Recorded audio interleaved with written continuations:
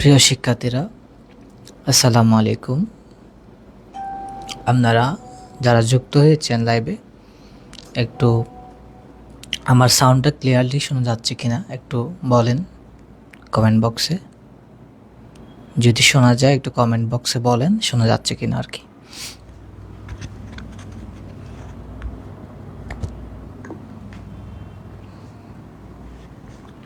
Please একটু বলেন আমার সাউন্ডটা ক্লিয়ারলি শোনা যাচ্ছে কিনা।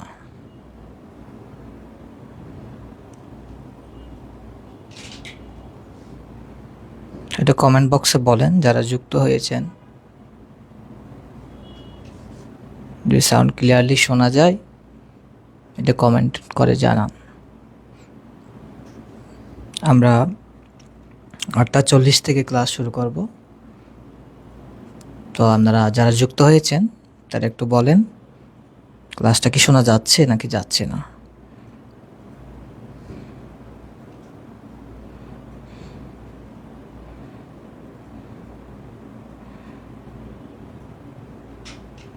একটু দ্রুত বলেন, কেউ একজন বলেন। Romana Sultana, sound clear sir, okay. তো আমরা 8:40 থেকে ক্লাস শুরু করব।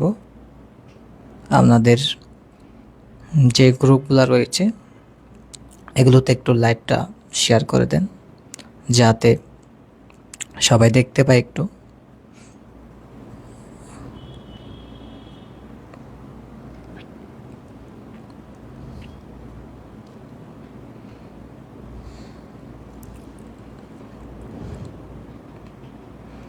একটু গ্রুপগুলোতে একটু দিয়ে দেন যাতে সবাই ক্লাসটা করতে পারে।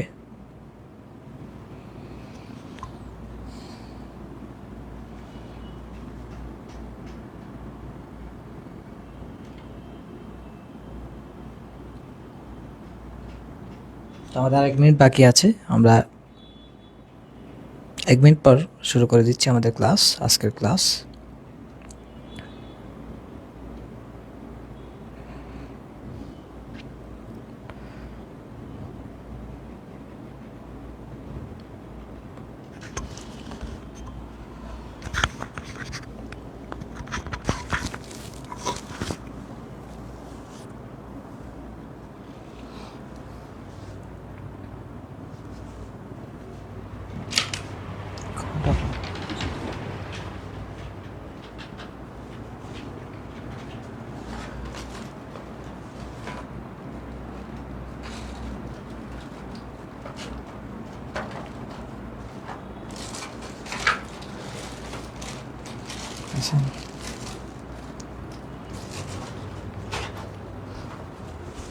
ওকে, আসসালামু আলাইকুম, সবাইকে স্বাগতম জানাচ্ছি আমাদের যুক্তিবিদ্যা প্রথম পত্রের ক্লাসের। আজ আমরা 8ম অধ্যায় নিয়ে আলোচনা করব। তো 8ম অধ্যায়টা খুবই গুরুত্বপূর্ণ একটি অধ্যায় যুক্তিবিদ্যার জন্য, যেখান থেকে প্রতি বছর একটি করে কোয়েশ্চেন আসে আর কি, প্রতি বছর এখান থেকে। তো মূলত এই অধ্যায়ের নাম হচ্ছে মূলত প্রতীকী যুক্তিবিদ্যা, অর্থাৎ আমরা যুক্তি বাক্যের পরিবর্তে যে প্রতীক ইউজ করি সেটা নিয়ে মূলত আমরা আলোচনা করবো আর কি। তো 8ম অধ্যায়ের শুরুতে আমাদের যে বিষয়টা সম্পর্কে প্রথমে জানতে হবে, এখান থেকে প্রতি বছর একটা কোয়েশ্চেন আসে 8ম অধ্যায় থেকে, অর্থাৎ এখান থেকে যদি আপনি পড়েন তাহলে একটা কোয়েশ্চেন পাবেন কমন, একটা সিকিউ কমন পাবেন। এখান থেকে একটা সিকিউ আসে 8ম অধ্যায় থেকে। তো আজকে ক্লাসটা যদি ভালোভাবে করেন আশা করি, আমি আশা রাখছি আর কি, আপনারা একটা সিকিউ আনসার করতে পারবেন। তো আপনারা যারা যুক্ত হয়েছেন একটু লাইভটা শেয়ার করে দেন যাতে সবাই করতে পারে আর কি। প্রথম আমরা যে বিষয় নিয়ে আলোচনা করব, প্রতীক। প্রতীক জিনিসটা কি, অর্থাৎ প্রতীক বলতে কি বোঝায়, এটা জ্ঞানমূলক আসতে পারে, অর্থাৎ খ নম্বর কোয়েশ্চেন আসতে পারে প্রতীক কি, প্রতীক বিষয়টা আসলে কী জিনিস।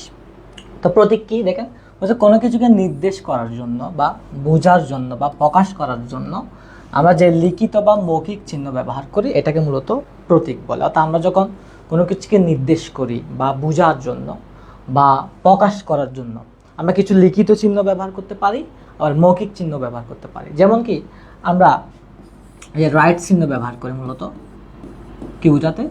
সঠিক বোঝাতে। এরপর ক্রস চিহ্ন ব্যবহার করে মূলত আমরা কি? ভুল বোঝাতে। এই যে রাইট চিহ্ন, তারপর ক্রস চিহ্ন, সঠিক চিহ্ন, ভুল চিহ্ন, তাহলে এগুলোর দ্বারা একটা বিষয় প্রকাশ পাচ্ছে। সুতরাং এগুলো হচ্ছে প্রতীক। কারণ প্রতীক হচ্ছে এমন একটা বিষয় যেটা দ্বারা কিছু বোঝায়, সেটা লিখিত হতে পারে, সেটা মৌখিকও হতে পারে। যেমন কি সঠিক চিহ্ন দ্বারা সঠিক কোনো কিছুকে বোঝাচ্ছে, আর রং ক্রস দ্বারা ভুল কোনো কিছুকে বোঝাচ্ছে, তাহলে এটা প্রতীক। এটা দ্বারা কোনো একটা বিষয়কে নির্দেশ করে। এরপর যদি আমরা বলি আমাদের দেশের পতাকা, পতাকা পতাকা হচ্ছে কি? একটা দেশের প্রতীক। মূলত পতাকা দ্বারা একটা দেশকে রিপ্রেজেন্ট করে। এরপর যদি বলি শীতের সিঁদুর, অর্থাৎ হিন্দু, বিশেষ করে হিন্দু ধর্মের শীতের সিঁদুর দেয়, এটা একটা কিসের প্রতীক? বিবাহের প্রতীক। তার মানে প্রতীক সেটা লিখিত হতে পারে, মৌখিকও হতে পারে, অর্থাৎ যেটা দ্বারা আপনাকে কোনো একটা বিষয়কে নির্দেশ করবে বা প্রকাশ করবে বা বোঝাবে। এখন দেখেন প্রতীককে মূলত যুক্তিবিদরা অনেকভাবে ভাগ করছে প্রতীককে। তো আমরা সবগুলা পড়বো না, যেগুলো আমাদের পরীক্ষার জন্য ইম্পর্টেন্ট সেগুলাই পড়বো। তো প্রতীক মূলত দুই প্রকার, একটাকে বলা হয় শাব্দিক প্রতীক আর একটাকে বলা হয় অশাব্দিক প্রতীক। অর্থাৎ প্রতীককে যুক্তিবিদরা অনেক ভাগে ভাগ করছে। তো অনেক ভাগ যেগুলো আছে সেখান থেকে আমরা সব কিছু পড়বো না, জাস্ট যেগুলো আমাদের পরীক্ষায় আসবে এই বিষয় নিয়ে আলোচনা করবো আর কি। তাহলে প্রথম হচ্ছে কি? শাব্দিক প্রতীক আর হচ্ছে অশাব্দিক প্রতীক। তো এখন আসেন শাব্দিক প্রতীক কি জায়গায়? শাব্দিক প্রতীক কাকে বলে? বলছে শব্দ দ্বারা যখন কোনো কিছুকে প্রতীকায়িত করা হয় তাকে মূলত শাব্দিক প্রতীক বলে। অর্থাৎ শব্দ দ্বারা, অর্থাৎ চিহ্নের পরিবর্তে যদি আমরা শব্দ দ্বারা কোনো কিছুকে প্রতীকায়িত করি, যেমন কি কলম, এটা একটা শব্দ, তাহলে এটা কিসের প্রতীক? কলম দ্বারা কি প্রতীক? বস্তুর প্রতীক। বস্তুর প্রতীক। কারণ দেখেন এটা, এই যে কলম, এটা একটা শব্দ, এটা দ্বারা একটা জিনিসকে রিপ্রেজেন্ট করতেছে, প্রতিকাহিত করতেছে, সেটা হচ্ছে কি? বস্তু। আমরা জানি কলম একটা বস্তু, তাহলে এটা কার রিপ্রেজেন্ট করতেছে? বস্তুর। সেজন্য এটা হচ্ছে কি? শাব্দিক প্রতীক। অর্থাৎ শাব্দিক প্রতীক মানে শব্দ দ্বারা যখন কোনো কিছুকে নির্দেশ করবে, কোনো কিছু বুঝাবে, এটাকে মূলত আমরা কি বলবো? শাব্দিক প্রতীক বলবো। তাহলে কলম দ্বারা কি বোঝাচ্ছে? বস্তুর প্রতীককে বোঝাচ্ছে। এখন আমরা একটা উদাহরণ দেন তো দেখি শাব্দিক প্রতীকের। আমি তো একটা দিলাম কলম, যেটা বস্তু বোঝাচ্ছে। তো এভাবে তো অনেক পৃথিবীতে অনেক জিনিস আছে শব্দ দ্বারা অনেক কিছুকে নির্দেশ করে, সেটা বস্তু হতে পারে, অনেক কিছুকে নির্দেশ করে, অনেক উদাহরণ আছে। তো আমরা একটা কমেন্ট বক্সে আমাকে একটা উদাহরণ লিখে দেন শাব্দিক প্রতীকের, একটু দ্রুত দেন।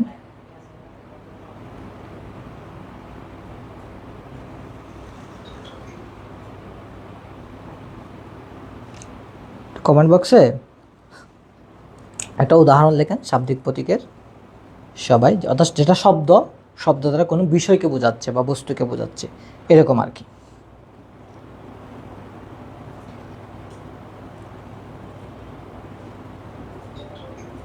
সাদিয়া সুলতানা, আসসালামু আলাইকুম স্যার। ওয়ালাইকুম আসসালাম। তো একটু আমাকে একটু দ্রুত একটা উদাহরণ লেখেন শাব্দিক প্রতীকের। আচ্ছা, প্রভাবর লেখছে সততা, রোমানা সুলতান লিখছে মার্কার। ওকে, বাকিরা একটু বলেন দ্রুত, উদাহরণ দেন। বোল্ট, রোমানা লিখছে বোল্ট। ওকে, বাকিরা একটু বলেন, উদাহরণ দেন।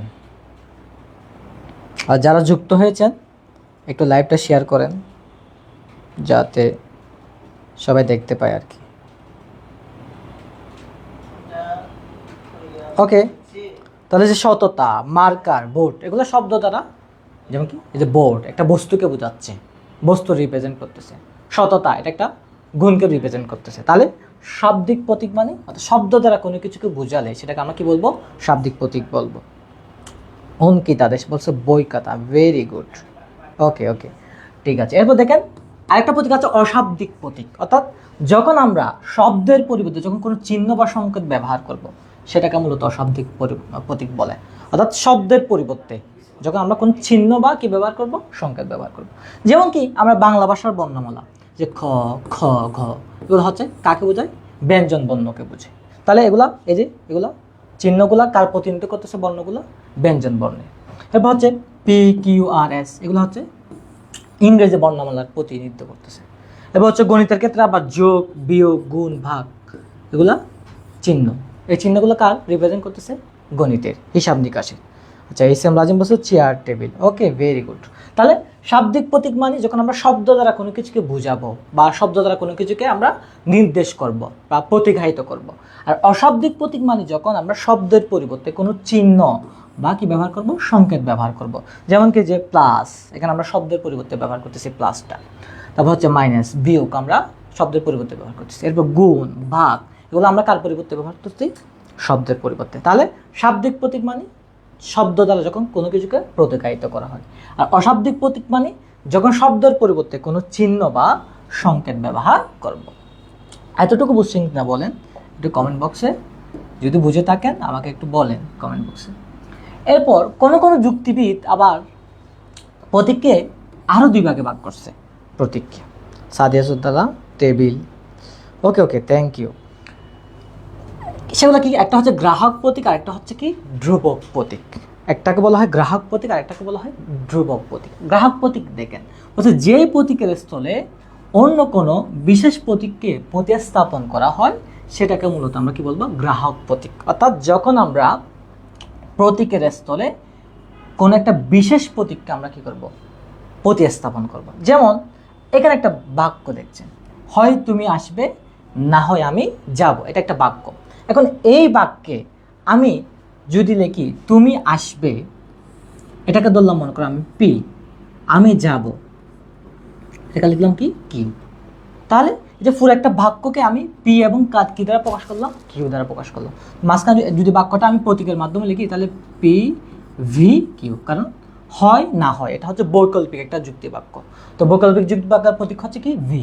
তাহলে তুমি আসবে আমি পি ধরছি, আমি যাবো এটাকে কি ধরলাম? কি ধরলাম। এখন দেখেন আমি চাইলে এখানে পি এর পরিবর্তে ক ধরতে পারি, আবার কিউ এর পরিবর্তে খ ধরতে পারি। তার মানে গ্রাহক প্রতীক মানে যেই প্রতীকের স্থলে অন্য কোনো বিশেষ প্রতীককে প্রতিস্থাপন করা। তার মানে আপনি এখানে চাইলে পি ধরতে পারেন, আপনি এখানে চাইলে ক ধরতে পারেন, আপনি এখানে চাইলে এ ধরতে পারেন, অর্থাৎ যেই কোনো প্রতীক এখানে আপনি কি করতে পারবেন? প্রতিস্থাপন করতে পারবেন। আপনার কোনো কিনে বাধা বিপত্তি নাই। অর্থাৎ পি এর পরিবর্তে আপনি চাইলে ককে এখানে ধরতে পারবেন, অর্থাৎ পি এর পরিবর্তে চাইলে আপনি তুমি আসবেকে কি দিতে পারবেন? এ ধরতে পারেন। আর আমি যাবোকে কিউ এর পরিবর্তে আপনি চাইলে বি ধরতে পারেন। মানে গ্রাহক প্রতীক মানে যেই প্রতীকগুলো পরিবর্তনশীল। এক কথায় গ্রাহক প্রতীক মানে যেই প্রতীকগুলো কিশীল পরিবর্তনশীল। অর্থাৎ এখানে চাইলে আপনি যে কোনো প্রতীককে পরিবর্তন করতে পারেন, অর্থাৎ ফিক্সড কোনো কিছু নাই। এটাকে মূলত কি বলা হয়? গ্রাহক প্রতীক। আর ধ্রুবক প্রতীক মানে বলছে যুক্তি বাক্যের আকার প্রকাশ করার জন্য যেই প্রতীক ব্যবহার করা হয় সেটাকে বলা হয় কি? ধ্রুবক প্রতীক। অর্থাৎ এই ধরনের প্রতীক কখনো কি হয় না? পরিবর্তিত হয় না। অর্থাৎ ধ্রুবক প্রতীক মানে যেগুলো অপরিবর্তনশীল, কখনো কি হবে না? পরিবর্তন হবে না। যেমন কি আমি যদি বলি দেখেন বাসস, এটা একটা সংস্থার নাম, সেটা হচ্ছে কি বাংলাদেশ সংবাদ সংস্থা। বাসসের সংক্ষিপ্ত রূপ হচ্ছে কি? অর্থাৎ বাংলা সংবাদ সংস্থা, এটাকে সংক্ষেপে বলা হয় কি? বাসস। তাহলে আমি চাইলে এই বাসস এটা পরিবর্তন করতে পারবো না, কারণ এটা ফিক্সড, এটা কখনো কি যাবে না? পরিবর্তন করা যাবে না। যদি বলি এমপি, যেমন কি এমপি, এমপি মানে কাকে বোঝায়? মেম্বার অফ পার্লামেন্ট, জাতীয় সংসদ সদস্যকে বোঝায়। তার মানে এখানে চাইলে আমি এপি লাগাতে পারবো না। আমি চাইলে এখানে কি এপি লাগাতে পারবো? লাগাতে পারবো না। আমি চাইলে এখানে চাষস লাগাতে পারবো? পারবো, কারণ এগুলো ফিক্সড। এগুলো হচ্ছে ফিক্সড। বাসস, এমপি, এগুলো ফিক্সড। অর্থাৎ এমন এমন কতগুলো প্রতীক আছে যেগুলোর মান পরিবর্তন করা যায় না, এগুলোকে মূলত বলা হয় কি? ধ্রুবক প্রতীক। আর গ্রাহক প্রতীক মানে যেগুলোর মান কি করা যায়? পরিবর্তন করা যায়। আপনি চাইলে এখানে পি এর স্থানে কিউ বসাতে পারেন, এর স্থানে বি বসাতে পারেন, বি এর স্থানে সি বসাতে পারেন। কোথায়? গ্রাহক প্রতীকে। আর ধ্রুবক প্রতীকের ক্ষেত্রে আপনি এখানে মানটা পরিবর্তন করতে পারবেন না, এখানে ফিক্স থাকবে। অর্থাৎ এখানে প্রতীকের যে মান অর্থাৎ যে প্রতীক সেটা আপনি কি করতে পারবেন? পরিবর্তন করতে পারবেন। এখানে হচ্ছে সবসময় পরিবর্তিত হয় না, অর্থাৎ অপরিবর্তনশীলভাবে থাকে। তাহলে আপনাদের দুইটা জিনিস মনে রাখতে হবে। গ্রাহক প্রতীক মানে যেটা মান কি পরিবর্তনশীল, অর্থাৎ এখানে আপনি যে কোনো একটা প্রতীক বসাতে পারবেন। আর ধ্রুবক প্রতীক মানে যেটার মান পরিবর্তিত হয় না, অর্থাৎ অপরিবর্তনশীল। এই বিষয়টুকু যদি মনে রাখতে পারেন তাহলে হয়েছে আর কি। তাহলে গ্রাহক প্রতীক মানে যেটার মান কি পরিবর্তনশীল, আর ধ্রুবক প্রতীক মানে যেটার মান কি নয়, পরিবর্তনশীল নয়। আপনারা একটু লাইভটা শেয়ার করেন, লাইভটা শেয়ার খুব কম হয়েছে, একটু শেয়ার করলে তাহলে ইনশাল্লাহ ভালো হয় আর কি। এরপর দেখেন আমরা প্রতীক এখন শেষ করছি। প্রতীক জিনিসটা কি? তাহলে প্রতীক আমরা বুঝছি যেটা দ্বারা কোনো কিছুকে নির্দেশ করে, প্রকাশ করে, অথবা কোনো কিছুকে বোঝায়। সেটা লিখিত চিহ্ন হতে পারে, মৌখিক চিহ্ন হতে পারে। এখন আসি সংকেত। সংকেত বিষয়টা কি দেখেন, বলতেছে যা কিছু অন্য বিষয়কে সরাসরি বা পরোক্ষভাবে নির্দেশ করে বা কোনো বিষয়ের প্রতিনিধি হিসেবে কাজ করে, সেটাকে মূলত কি বলা হয়? সংকেত। অর্থাৎ এমন একটা বিষয় যেটা কোনো বিষয়কে সরাসরি বা পরোক্ষভাবে, ইনডাইরেক্টলি, বা কোনো বিষয়ের প্রতিনিধি হিসেবে কি করে? কাজ করে, সেটাকে মূলত কি বলে? সংকেত বলে। যেমন আমি যদি বলি আকাশে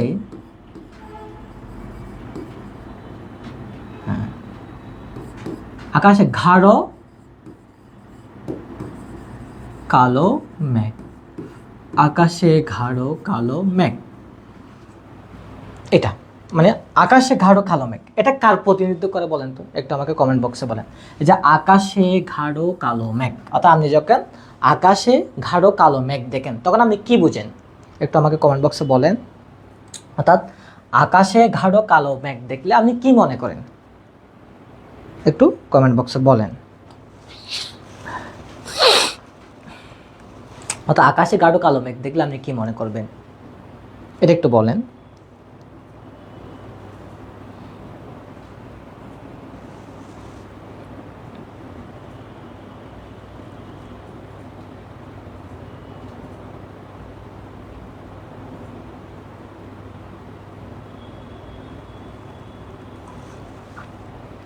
একটু দ্রুত বলেন, আকাশে ভালো গাঢ় কালো মেঘ দেখলে আপনি কি মনে করবেন? তাহলে রোমানা সুলতান বলছে বৃষ্টি, সাদিয়া সুলতানা বলতেছে বৃষ্টি। বাকিরা একটু বলেন, আকাশে যদি গাঢ় কালো মেঘ দেখেন তাহলে আপনি কি মনে করবেন? এস এম রাজিন বলছে বৃষ্টি হবে। ওকে, আপনারা একটু লাইভটা শেয়ার করেন। শেয়ারের পরিমাণ খুবই কম, মাত্র 3 জন শেয়ার করছে। বাকিরা একটু শেয়ার করেন, যারা যুক্ত হয়েছেন প্রায় 13 জন ক্লাসে আছেন। একটু শেয়ার করেন, কমেন্ট করেন, লাইক দেন, তাহলে আমরা ইন্সপায়ার হবো আর কি, অনুপ্রাণিত হব। প্রভা বড়ুয়া বলছে বৃষ্টি হবে। ওকে, বাকিরা একটু বলেন, আকাশে গাঢ় কালো মেঘ দেখলে আপনি কি মনে করবেন? মোহাম্মদ ফয়সাল বৃষ্টি হবে। ওকে, বাকিরা একটু বলেন, আকাশে গাঢ় কালো মেঘ দেখলে আপনি কি মনে করবেন? অঙ্কিতা দাস বলছে বৃষ্টি আসবে মনে করি। ওকে, এরপর বাকিরা একটু বলেন, লাইভটা একটু শেয়ার করেন তো সবাই। বৃষ্টি আসবে মনে করি। ওকে, থ্যাংক ইউ সবাইকে। তাহলে আকাশে গাঢ় কালো মেঘ দেখেন, আকাশে গাঢ় কালো মেঘ এখন কার প্রতিনিধি হিসেবে কাজ করতেছে? দেখো, বৃষ্টির। আকাশে গাঢ় কালো মেঘ কার প্রতিনিধি হিসেবে কাজ করতেছে? বৃষ্টি। তার মানে সংকেত মানে হচ্ছে যেটা কোনো বিষয়ের প্রতিনিধি হিসেবে কাজ করে, সেটা সরাসরি হতে পারে, পরোক্ষভাবে হতে পারে। এক কথায় সংকেত মানে আপনি যা বুঝবেন সেটা হচ্ছে কি, যেটা কোনো বিষয়ের সরাসরি বা ইনডাইরেক্টলি প্রতিনিধি হিসেবে কাজ করে। যেমন কি আকাশে গাঢ় কালো মেঘ, এটা কার প্রতিনিধি হিসেবে কাজ করে? বৃষ্টি। কারণ আমরা আকাশে যদি গাঢ় কালো মেঘ দেখি আমরা মনে করি কি আসবে? বৃষ্টি আসবে। এরপর যদি বলি, দেখেন মনে করেন এই যে আমরা ট্রাফিক সিগন্যাল দেখি না, যখন ট্রাফিক সিগন্যালে লাল বাতি জ্বলে, লাল বাতি, আচ্ছা বলেন তো, যখন লাল বাতি জ্বলে তখন কি কি হয়? মানে ট্রাফিক সিগন্যালে যখন লাল বাতি জ্বলে তখন কি হয়? গাড়ি কি থামবে নাকি চালু হবে? এটা একটু বলেন তো। অর্থাৎ লাল বাতি যদি আমরা দেখতে পাই ট্রাফিক সিগন্যালে, তখন গাড়ি কি স্টপ হবে নাকি গাড়ি চলবে? এটা একটু কমেন্ট বক্সে বলে।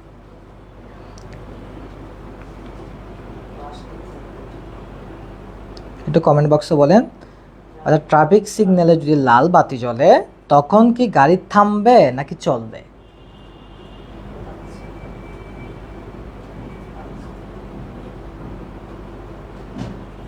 সাদিয়া সুলতানা গাড়ি থামা।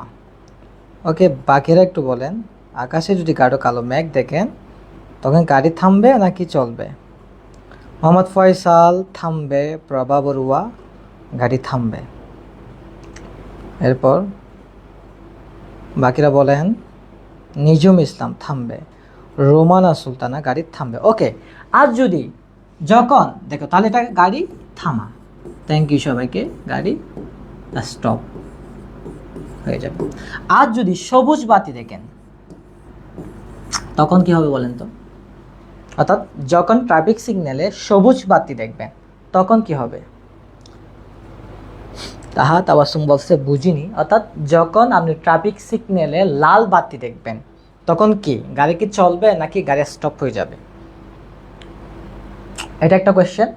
আরেকটা হচ্ছে যখন আপনি ট্রাফিক সিগন্যালে সবুজ বাতি দেখবেন তখন কি গাড়ি চলবে নাকি স্টপ হয়ে যাবে? আমরা লাল বাতি জ্বললে গাড়ি স্টপ হয়ে যায়, আর সবুজ বাতি জ্বললে কি হবে? মানে আমাদের কোয়েশ্চেন হচ্ছে ট্রাফিক সিগন্যাল যদি সবুজ বাতি জ্বলে তখন গাড়ি কি স্টপ হবে নাকি চলবে? এটা একটু লিখেন সবাই।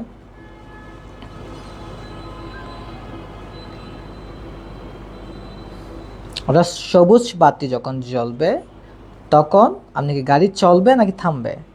সোমাই আহমদ গাড়ি চলবে, প্রভা বড়ুয়া গাড়ি চলবে, বৈশাখী চৌধুরী গাড়ি চলবে, মোহাম্মদ ফয়সাল গাড়ি চলবে, তারপরে নিজুম ইসলাম চলবে।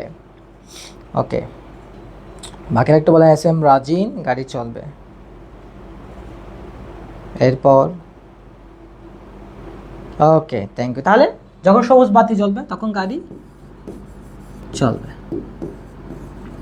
তাহলে দেখেন এই যে লাল বাতি হচ্ছে গাড়ি স্টপ হওয়ার প্রতিনিধি হিসেবে কাজ করছে, মানে লাল বাতি জ্বললে তখন অটোমেটিক গাড়ি স্টপ হয়ে যায়, কোনো ব্যক্তিকে বলতে হচ্ছে না। আর সবুজ বাতি যখন জ্বলে তখন গাড়ি স্টার্ট হয়ে যায়, মানে গাড়ি চালু হয়ে যায়। তাহলে এটা সবুজ বাতি হচ্ছে গাড়ি চলার প্রতিনিধি হিসেবে কাজ করছে, আর লাল বাতি হচ্ছে গাড়ি স্টপ হওয়ার কি হিসেবে কাজ করছে? প্রতিনিধি হিসেবে কাজ করছে। তার মানে এই যে লাল বাতি এবং সবুজ বাতি এগুলা কি হিসেবে কাজ করে? সংকেত হিসেবে। অর্থাৎ সংকেত মানে হচ্ছে যেটা কোনো বিষয়ের সরাসরি বা পরোক্ষভাবে প্রতিনিধি হিসেবে কি করবে? কাজ করবে, সেটাকে আমরা মূলত কি বলবো? সংকেত বলবো। যেমন কি আকাশে গাঢ় কালো মেঘ, সেটা হচ্ছে বৃষ্টি আসার সম্ভব সংকেত হিসেবে কাজ করে। লাল বাতি এবং সবুজ বাতি ট্রাফিক সিগন্যালের একটা গাড়ি স্টপ এবং গাড়ি স্টার্ট হওয়ার কি হিসেবে কাজ করে? প্রতিনিধি হিসেবে কাজ করে। ওকে, যারা কমেন্ট করতেছেন ধন্যবাদ। তবে একটু লাইভটা শেয়ার করেন, আপনারা শেয়ারের পরিমাণ খুবই কম। এখন দেখেন সংকেতকে মূলত দুই ভাগে ভাগ করছে, এখান থেকে কোয়েশ্চেন আসে। সংকেত দুই ভাগে ভাগ করছে, এখান থেকে কোয়েশ্চেন আসবে। একটা হচ্ছে স্বাভাবিক সংকেত আর একটা হচ্ছে কি কৃত্রিম সংকেত। তো সংকেত দুই প্রকার, একটা স্বাভাবিক সংকেত আর একটা কৃত্রিম সংকেত। স্বাভাবিক সংকেত কি থেকে বলছে? যেসব সংকেত প্রাকৃতিকভাবে কোনো বিষয়ের প্রতিনিধি হিসেবে কাজ করে। একদম যে ওয়ার্ডটা মনে রাখবেন স্বাভাবিক সংকেতের ক্ষেত্রে সবচেয়ে যে ওয়ার্ডটা বেশি মনে রাখবেন সেটা হচ্ছে কি প্রাকৃতিকভাবে, অর্থাৎ যে সংকেতটা প্রাকৃতিকভাবে ন্যাচারালি কোনো বিষয়ের প্রতিনিধি হিসেবে কাজ করে। যেমন কি আকাশে গাঢ় কালো বর্ণের মেঘ, তাহলে এটা একটা প্রাকৃতিক বিষয়। আচ্ছা বলেন, আকাশে গাঢ় কালো মেঘ এটা কি? এটা কি প্রাকৃতিক নাকি কৃত্রিম? বলেন তো, বলেন। আকাশে গাঢ় কালো বর্ণের মেঘ এটা কি প্রাকৃতিক বিষয় নাকি কৃত্রিম বিষয়? একটু কমেন্ট বক্সে বলেন। যদি প্রাকৃতিক হয় তাহলে 1 লেখেন, আর কৃত্রিম হলে 2 লেখেন। প্রাকৃতিক হলে 1, কৃত্রিম হলে 2। অর্থাৎ আকাশে গাঢ় কালো বর্ণের মেঘ এটা কি প্রাকৃতিক বিষয় নাকি কৃত্রিম বিষয়? প্রাকৃতিক হলে 1 আর কৃত্রিম হলে 2 লিখেন। কমেন্ট বক্সে লিখেন, দ্রুত লিখেন। প্রাকৃতিক হলে 1 লিখেন আর কৃত্রিম হলে কি লেখেন? 2 লিখেন।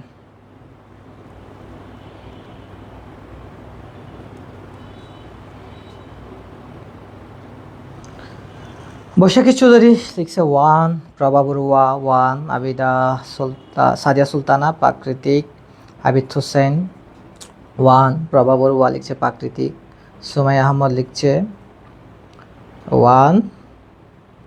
ওকে, বাকিরা একটু বলেন।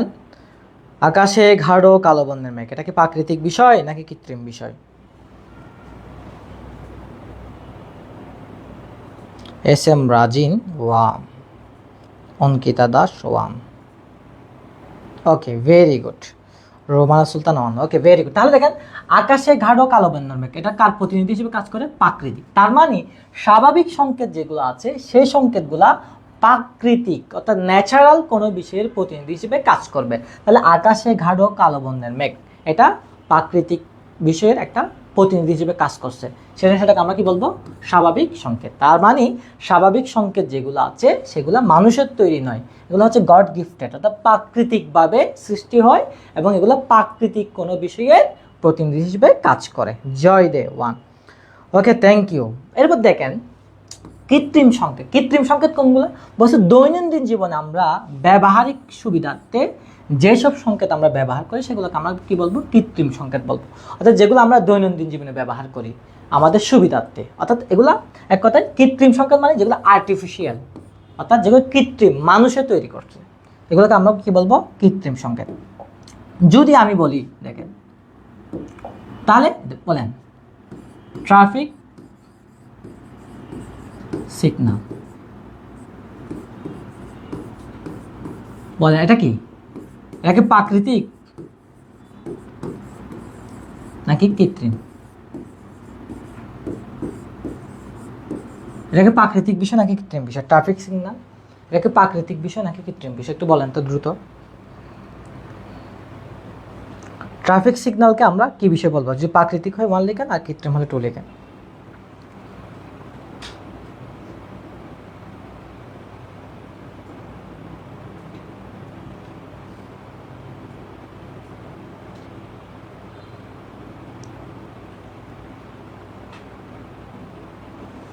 বলেন ট্রাফিক সিগন্যাল এটা কি প্রাকৃতিক বিষয় নাকি কৃত্রিম বিষয়? সুমাই আহমদ বলছে টু। রিফাত বিন মহিম ভাইয়া আসসালামু আলাইকুম। ওয়ালাইকুম সালাম। রিফাত। হাবিদ হোসেন কৃত্রিম। বৈশাখী চৌধুরী বলছে কৃত্রিম। রোমানা সুলতানা 2।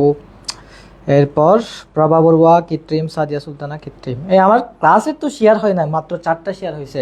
একটু সবাই একটু দ্রুত শেয়ার করেন, ক্লাসটা একটু বেশি বেশি করে শেয়ার করেন যারা ক্লাসে আছেন। তাহলে এটা কি বিষয়? কৃত্রিম বিষয়। তার মানে কৃত্রিম যে সংকেতগুলো আছে এগুলো মানুষের তৈরি। দেখেন স্বাভাবিক সংকেতগুলো হচ্ছে প্রাকৃতিকভাবে ন্যাচারালি গড গিফটেড, সৃষ্টিকর্তার তৈরি। কিন্তু কৃত্রিম যে সংকেতগুলো আছে এগুলো মানুষের তৈরি করে এবং এগুলো আমরা আমাদের দৈনন্দিন জীবনে কী করি? ব্যবহার করি। যেমন কি ট্রাফিক সিগন্যাল, সেটা আমরা আমাদের দৈনন্দিন জীবনে ব্যবহার করি। এবার অনেকগুলো বিষয় আছে, অনেক সংকেত আছে যেগুলো আমরা দৈনন্দিন জীবনে কী করি? ব্যবহার করি। তার মানে আমরা যেটা বুঝতাম এখান থেকে, স্বাভাবিক সংকেত মানে যে বিষয়টা প্রাকৃতিকভাবে অর্থাৎ ন্যাচারালি কোনো বিষয়ের প্রতিনিধি হিসেবে কাজ করে। আর কৃত্রিম সংকেত মানে যেগুলা আমরা দৈনন্দিন জীবনে আমাদের সুবিধার জন্য ব্যবহার করি, অর্থাৎ যেগুলো মানুষের তৈরি। তাহলে প্রাকৃতিক সংকেতগুলো প্রাকৃতিকভাবে সৃষ্টি আর কৃত্রিম সংকেতগুলো কার তৈরি? মানুষের তৈরি। এই 2টা পয়েন্ট মনে রাখবেন। আশিক চৌধুরী আসসালামু আলাইকুম। ওয়ালাইকুম সালাম আশিক। তাহলে স্বাভাবিক সংকেতগুলো হচ্ছে প্রাকৃতিকভাবে গড গিফটেড, সৃষ্টিকর্তার তৈরি। আর কৃত্রিম সংকেত যেগুলো আছে সেগুলো হচ্ছে মানুষের তৈরি, যেগুলা আমরা দৈনন্দিন জীবনে কী করে? ব্যবহার করি। ওকে, এরপর আমরা যাই আমাদের আরেকটি গুরুত্বপূর্ণ টপিকে। এটা ঘ নম্বর আসতে পারে। তাহলে আপনাকে পরীক্ষায় 2টা দৃশ্যকল্প দিবে, একটা প্রতীকের একটা দৃশ্যকল্প দিবে আর একটা হচ্ছে সংকেতের। তখন আপনাকে আইডেন্টিফাই করতে হবে কোনটা প্রতীক আর কোনটা সংকেত। এখন আসেন প্রতীক এবং সংকেত। আচ্ছা বলেন প্রতীক এবং সংকেত 2টা কি একই জিনিস? বলেন প্রতীক এবং সংকেত 2টি কি এক? 2টি কি এক? বলেন হয় নয়? যে কমেন্ট বক্সে লিখেন প্রতীক এবং সংকেত 2টাকে এক জিনিস, যদি এক হয়ে থাকে হয় লিখেন, আর যদি এক না হয় ভিন্ন হয়ে থাকে তাহলে নয় লিখেন। প্রতীক এবং সংকেত 2টাকে এক জিনিস হয়, যদি এক হয় তাহলে হয় লিখেন, আর যদি ভিন্ন হয় তাহলে নয় লিখেন।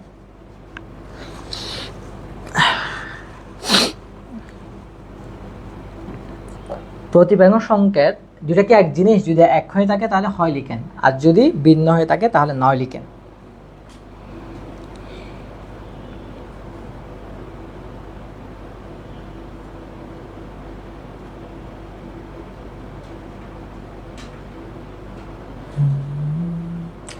মোহাম্মদ ফয়সাল বলছে নয়। ওকে,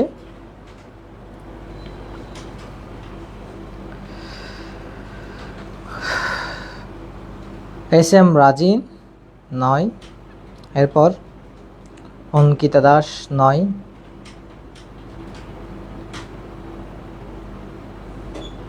রোমানা সুলতানা বলছে নয়, 2টা এক নয়। এরপর সোমাই আহমদ বলছে নয়। সাদিয়া সুলতানা বলছে নয়। বৈশাখী চৌধুরী ওকে নয়। ওকে, থ্যাংক ইউ।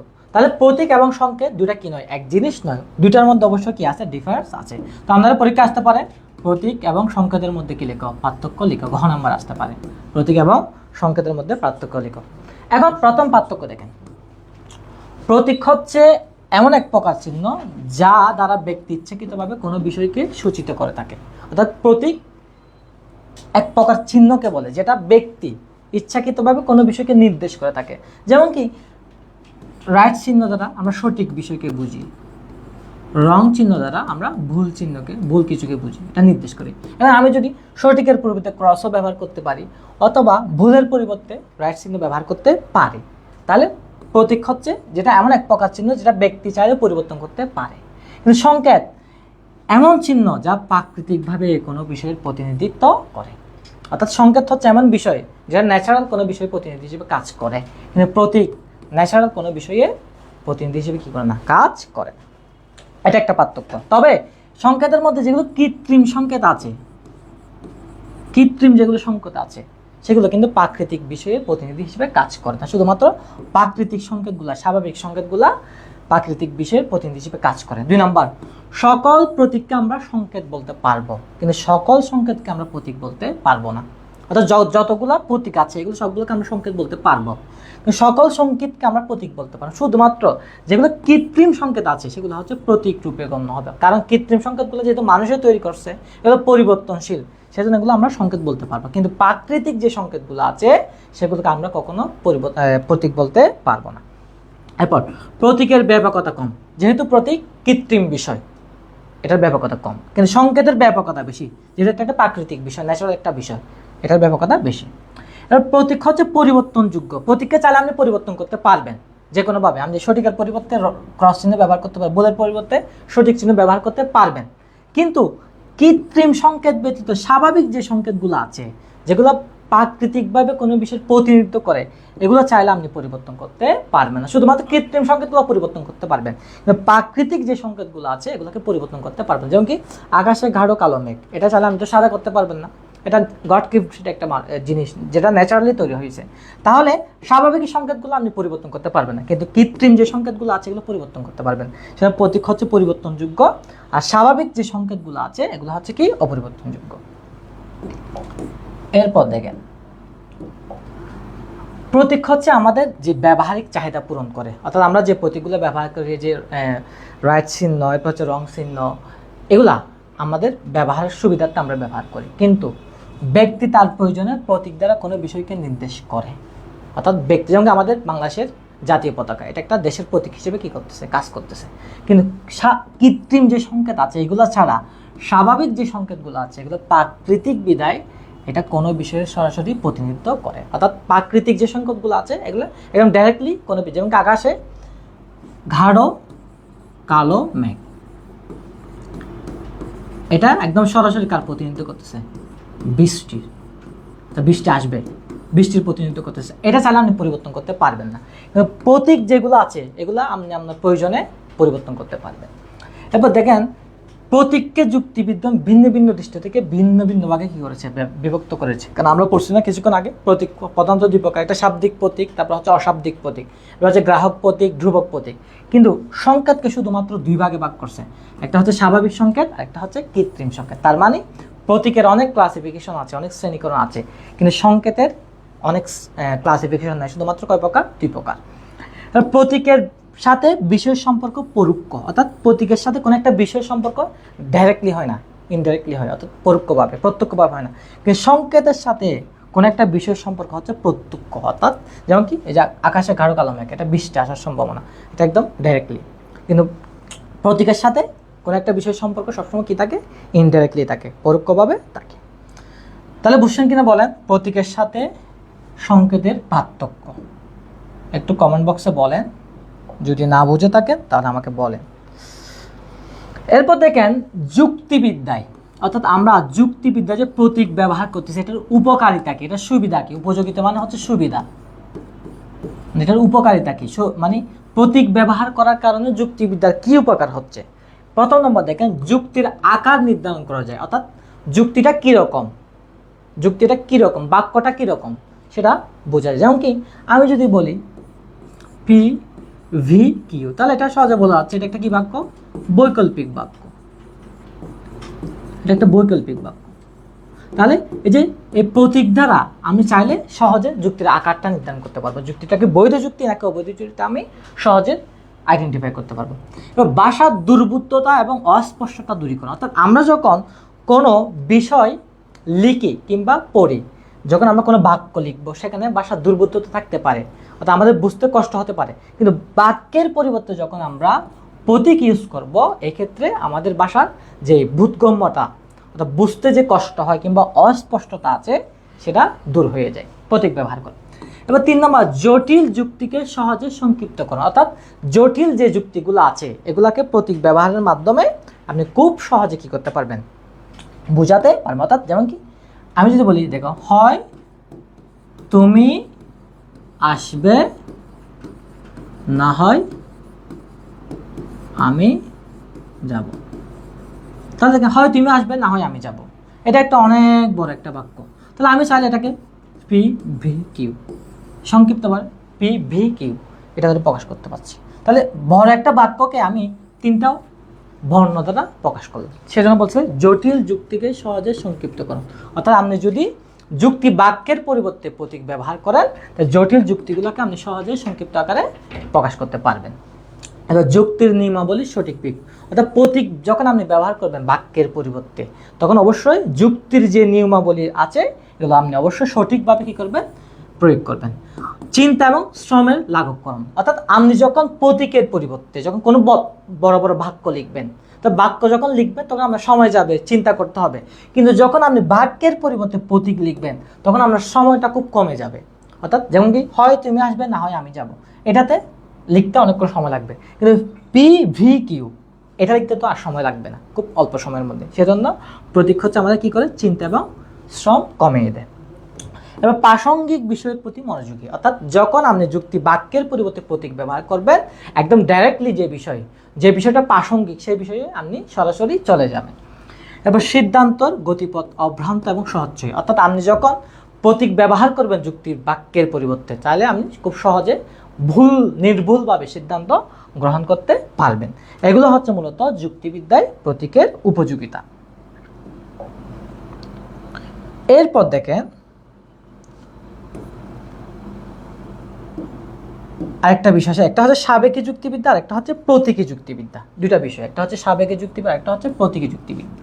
এটা আপনার ঘ এবং ঘ নাম্বার আসতে পারে, ঘ অথবা খ নাম্বার আসতে পারে, অর্থাৎ 2 নাম্বার 3 নাম্বার 4 নাম্বার কোয়েশ্চেনে আসতে পারে।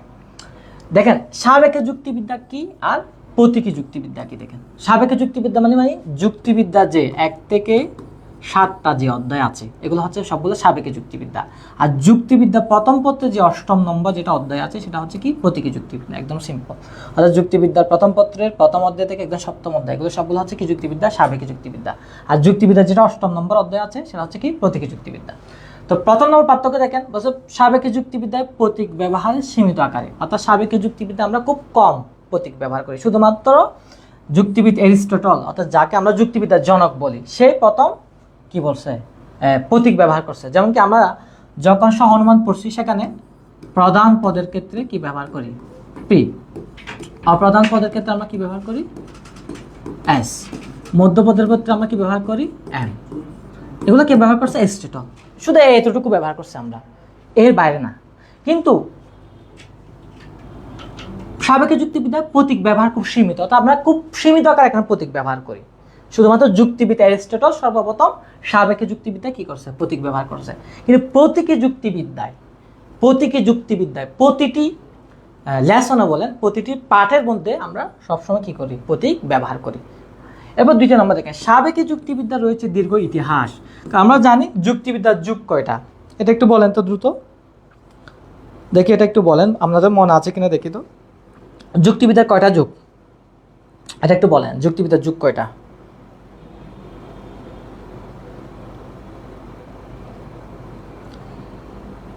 যুক্তিবিদ্যার যুগ কয়টা একটু বলেন, কমেন্ট বক্সে বলেন যুক্তিবিদ্যার যুগ কয়টা।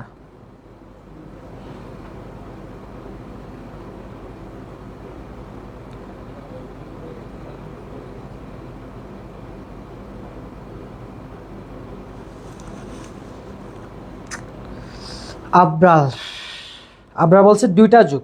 ওকে, বাকিরা একটু বলেন যুক্তিবিদ্যাকে মোট কয়টা যুগে ভাগ করেছে? প্রথম অধ্যায়ে আমরা পড়ছি রোমানা সুলতানা 4টা। ওকে, বাকিরা বলেন সাদিয়া সুলতানা 4টা। বাকিরা বলেন যুক্তিবিদ্যাকে মোট কয়টা যুগে ভাগ করছে?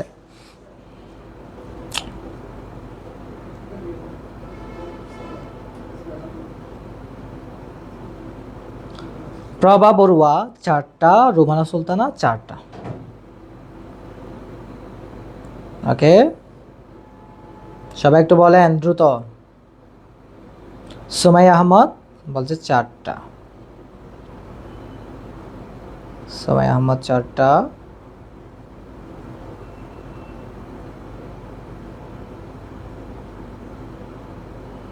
ওকে, তাহলে দেখেন সাবেকি যুক্তিবিদ্যার একটা দীর্ঘ ইতিহাস আছে, জানা আমরা জানি যুক্তিবিদ্যার কয়টা যুগ? 4টা যুগ। প্রাচীন যুগ, মধ্যযুগ, আধুনিক যুগ, সমকালীন যুগ। 4টা যুগের একটা ইতিহাস আছে, কোন কোন কোন কোন যুগে কোন কোন যুক্তিবিদ্যার কি কি অবদান, এইগুলা মূলত আছে। কিন্তু প্রতীকী যুক্তিবিদ্যার ইতিহাস সংক্ষিপ্ত, অর্থাৎ সাবেকি যুক্তিবিদ্যা যে 4টা যুগ আছে তাদের অনেক যুক্তিবিদ্যার নাম আছে, এটা অনেক কি লম্বা। কিন্তু প্রতীকী যুক্তিবিদ্যার যে ইতিহাস এটা খুব একদম শর্ট। দেখেন সাবেকি যুক্তিবিদ্যার ক্ষেত্রে আমরা একটা আদর্শের প্রেক্ষিতে যুক্তির বৈধতা যাচাই করি, অর্থাৎ আমরা জানি যুক্তিবিদ্যার আদর্শ কি। এটা বলেন যুক্তিবিদ্যার আদর্শ কি বলেন তো?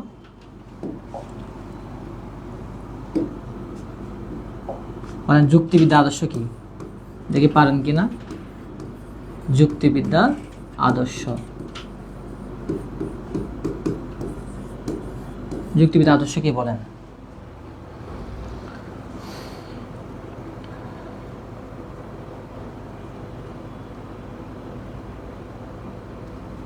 প্রথম অধ্যায়ে যুক্তিবিদ্যা আদর্শ কি, দেখি কেউ পারেন কিনা, দেখি তো যুক্তিবিদ্যা আদর্শ।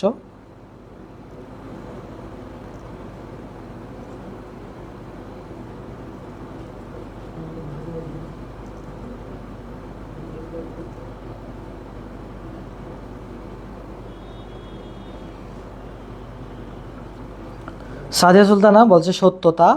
ওকে, বাকিরা একটু বলি যুক্তিবিদ্যার আদর্শ কি।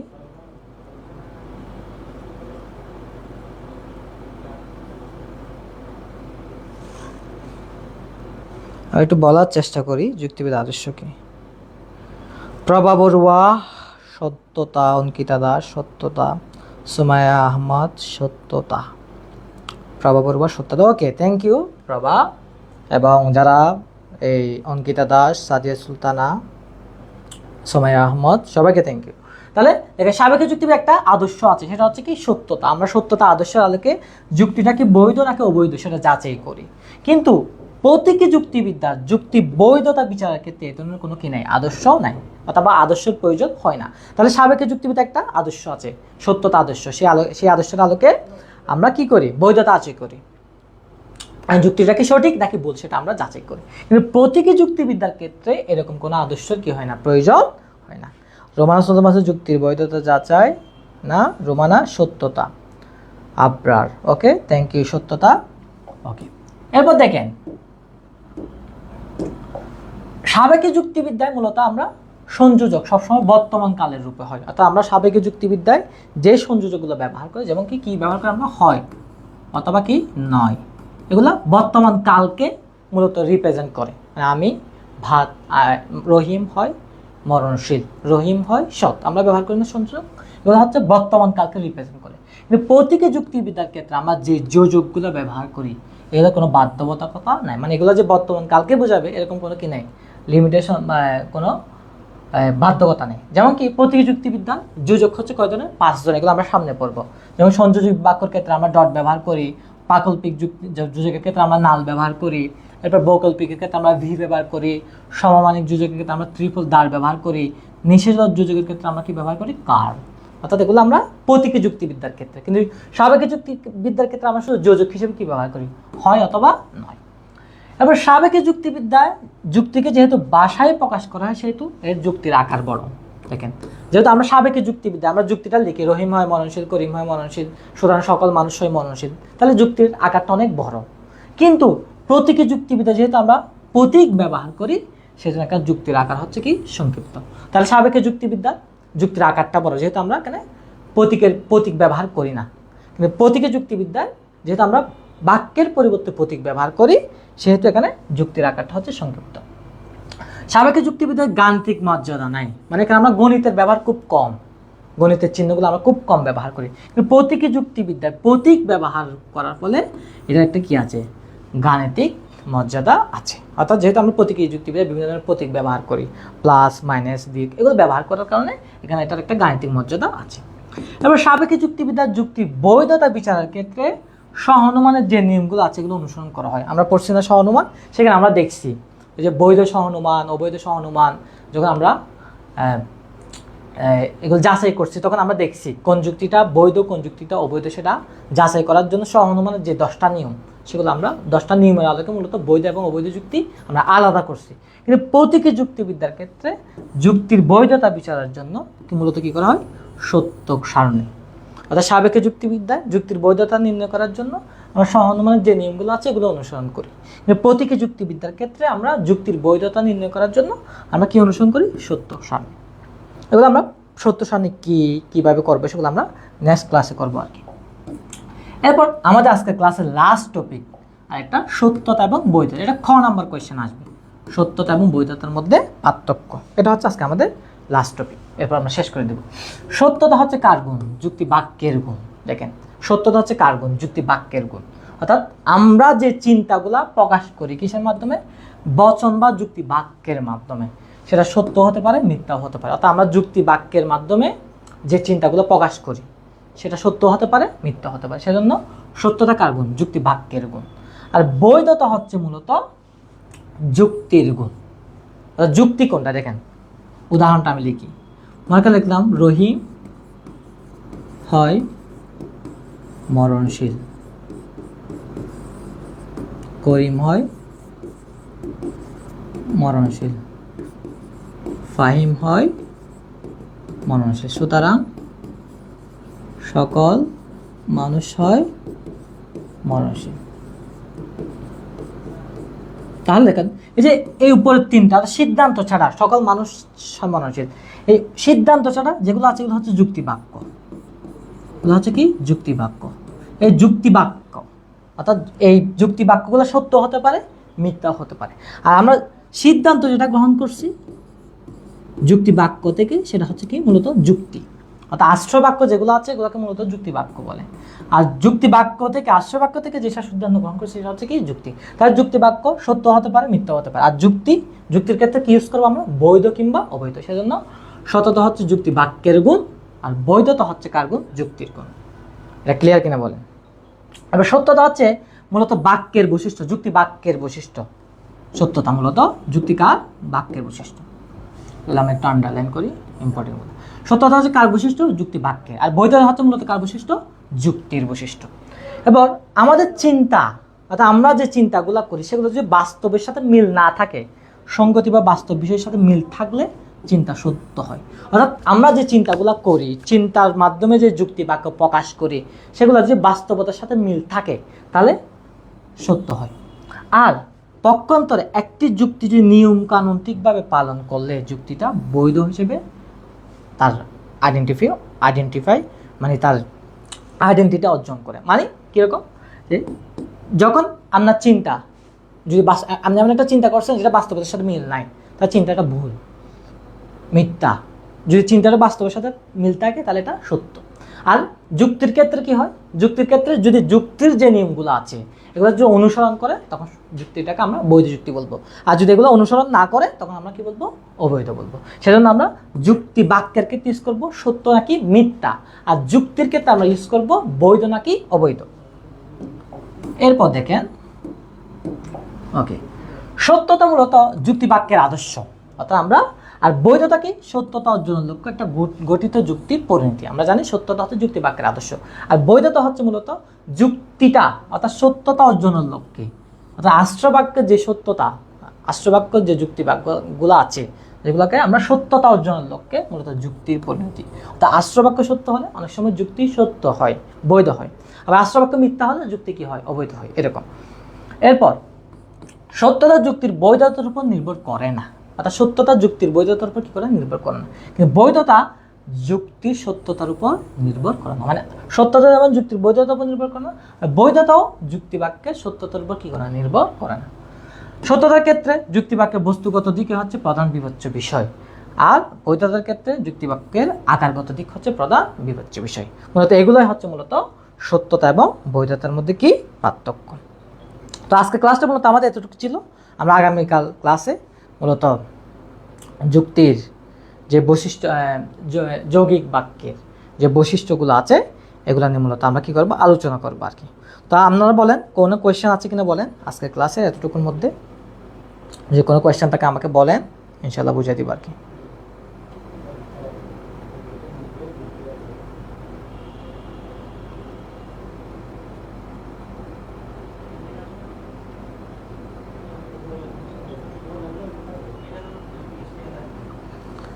একটু কমেন্ট বক্সে বলেন আজকে ক্লাসে কোনো টপিক নিয়ে কোনো প্রবলেম আছে কি না, আর যদি বুঝে থাকেন সবাই একটু কমেন্ট করে বলেন আমরা বুঝেছি, তাহলে আমরা ক্লাস শেষ করতাম আর কি।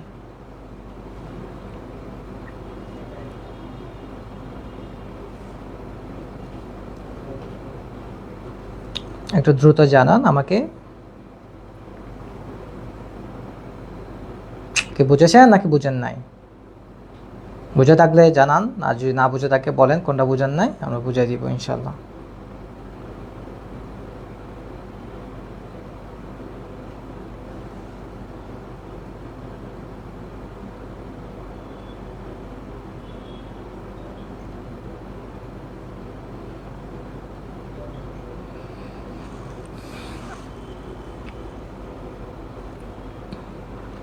রবানা সুলতানা বলছে কোনো প্রবলেম নাই স্যার। ওকে, আর বাকিদের কোনো প্রবলেম আছে আপনাদের? যদি প্রবলেম না থাকে আমি শেষ করে দিব। বৈশাখী চৌধুরী বুঝেছি স্যার। আর